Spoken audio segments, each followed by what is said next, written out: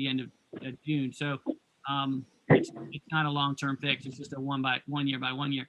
But there are things, for example, I have a budget amendment that I'm working with Christy Mara and Jonathan on money to create a website that would Oregon has one, and if I can find a link, I'll mention it. But what you would do is all the mobile homes in the Commonwealth would be listed on this website, the location, the condition, the owners. It would have a lot of detail about the mobile homes, if they're about to be sold, if there's any legal trouble. So it's going to cost it's going to cost a little bit of money to create the website and to get that up. But really, once it's up and running, it shouldn't really be a big it shouldn't be any kind of expense. I think the administration recognizes that they can use some help from staff that they already currently have. So it's a one-time budget request to get it set up, but then it will be there forevermore. So that's a good example of something. The idea of that is that if a mobile home park comes up for sale, a nonprofit or co-op or something might be able to come in and purchase it for the residents to keep it as affordable housing. Exactly. Yeah. That's one positive about it. I mean, there's a lot of different things around that theme, but just having it, I mean, no one knows right now where they are. I mean, there's no registration process. There's other states that have mobile home legislation that's much more robust than we have. I mean, I feel like the mobile homes are a great source of low-income housing, of affordable housing that is, for starter homes and for families that that can't afford a single-family home in a community, but do want to have that kind of sense of community. And we have at least 5, I think, in my district, in the 44th district along Richmond Highway. When I was a kid, we used to have a few more, and I hate to see them go. But so that is, I know you want to talk a little bit about that. I don't know if you want to speak to that right now. Yeah, go ahead, talk about it. Because what do you see that could be done maybe this year, maybe next year, in terms of legislation? I've talked to some people about it, and I guess there's one bill that's looking for a sponsor that would ask cities and counties to incorporate them into their comprehensive planning as affordable housing. But there's not too much bold, brave stuff that I've been able to uncover. I mean, that's a good example. That's a bill that it's in Fairfax County. I don't think it would be necessary, because we could probably get our supervisors to do that anyway. Maybe, I'm not sure if they need that tool. I mean, if they have to have it legislatively, in the statute or not. But yeah, that's a bill that's out there. I don't know I think Delegate Torian has drafted that up. Torian drafted it, yeah.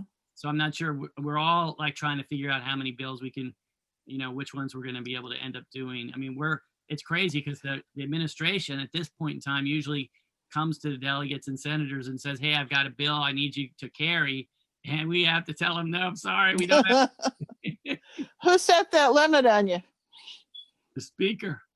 In charge. Speaker in the Senate Rules Committee. Okay. So do you guys have any ideas on state level stuff that can be done to help keep the mobile home parks as affordable housing, maybe in the future when you have more bills? Well, what would you like us to do? Do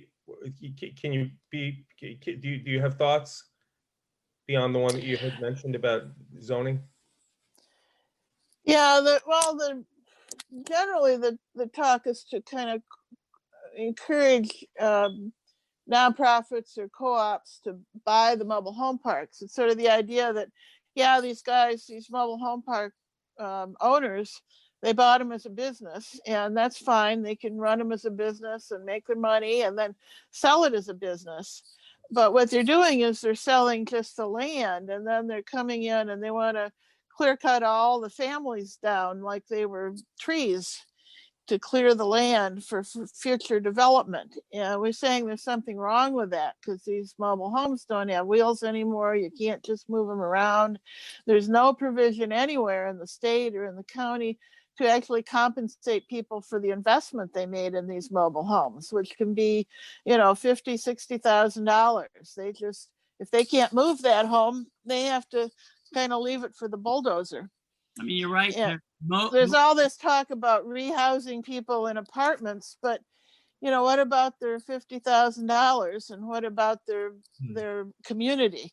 We're saying, that there's transitory development, and then there's equitable development, and you really have to make some kind of carve out for communities of color that have been established in certain areas for generations, and to just come around and throw everybody out and build 8-story apartment buildings still doesn't seem quite right to me. I grew up in Detroit, where they built freeways through all the Black neighborhoods and threw everybody out. And this just seems like that kind of thing again, even though it's a little more energy efficient.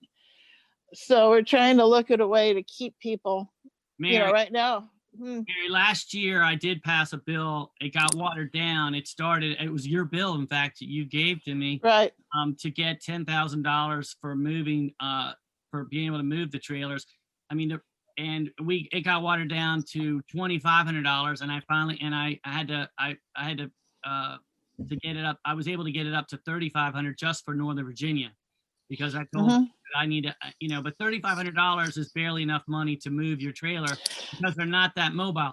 I remember, and you probably remember this too, Mary, back in I want to say it's in the 90s when George Bush, the first George Bush, was president. We had a huge mobile home park where the Walmart is now, at the intersection of near Sherwood Hall Lane, right next to the Costco. Yeah.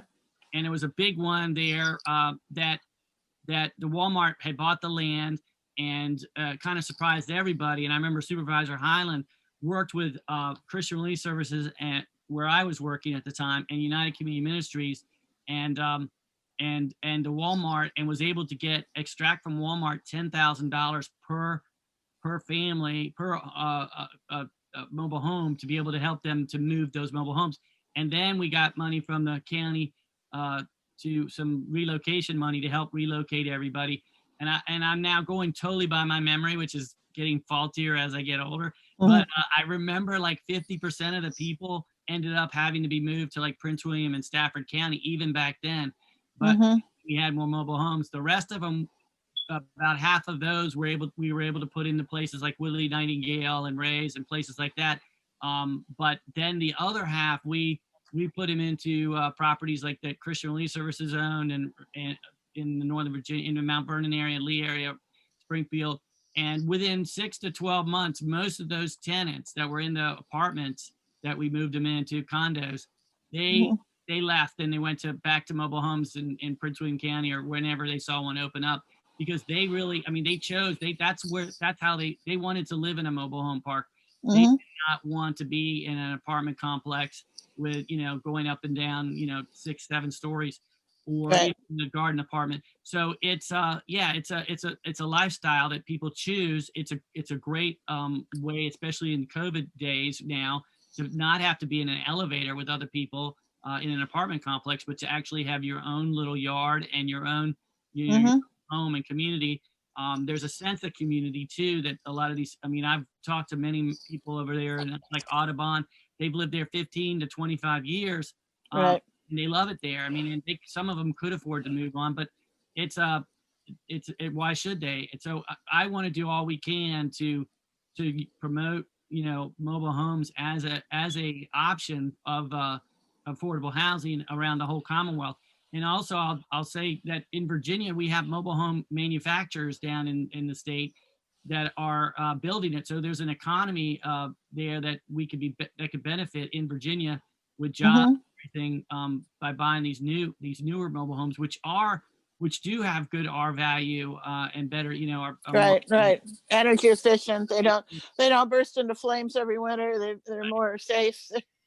So it's really about the land cost. When you think about a mobile homeowner who has owned this property, the land, for God knows how long, right? They've paid everything off, and they're getting $1,000 or so per pad, and they have 100 pads. That's $100,000 a month, right? I'm not good at math, but I think that's it.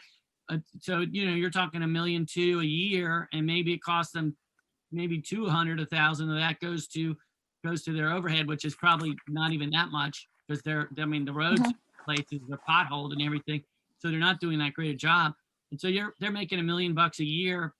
It's a cash cow, and it's really it's A, hard for them to want to sell it, or B, the land becomes so valuable that they're able to sell for some other. So we need to figure out, there are other ways, like creating a trust fund for mobile home parks, where you can help communities when they're about to lose, when a buyer is going to come in there and redevelop it. But I think the most important thing is to do something about the redevelopment to make it a little bit more difficult, or so that you can keep these people in their homes there, and they don't have to be moved and leave that area where they've lived for so many years, and their friends and family are all around. So that's my concern. And I'm not saying that the park owner shouldn't get compensated. It should be. They should be able to make a healthy profit. But we got to take a holistic approach to this, and I feel like we will, and we've continued to do that. I'm not on the housing committee, but it comes through general laws. I'm on general laws, so we'll have opportunity to do more on this in the future, and to build on. A lot of times you get your bill in there for $3,500 for moving expenses, and then the next year you try to make it $5,000. So we'll keep working. Yeah, Jonathan says it costs $10,000 to move one of those homes now these days. But you think about it, we got $10,000 back in the 90s, and it's 2020. Yeah. So that's, yeah. Yeah.